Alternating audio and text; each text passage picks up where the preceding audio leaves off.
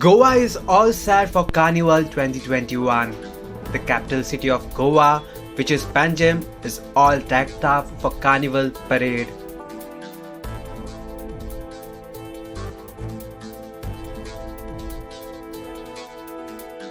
This year, due to the COVID-19 pandemic, Goa state will host the Carnival Floats parades for only 2 days.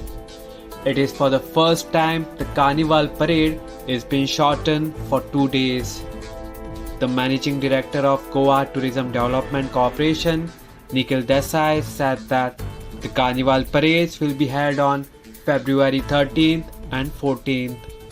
On 13th February, the Carnival parade will be held in Panji, and on 14th February, the Carnival parade will be held in Margao. Earlier, the Goa State Tourism Department used to host the Carnival parade at 6 different cities across the Goa state.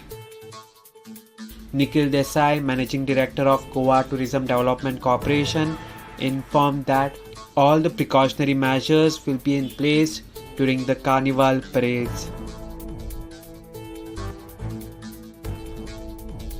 Subscribe to Goa First News and Entertainment channel and click on the bell icon and never miss any update.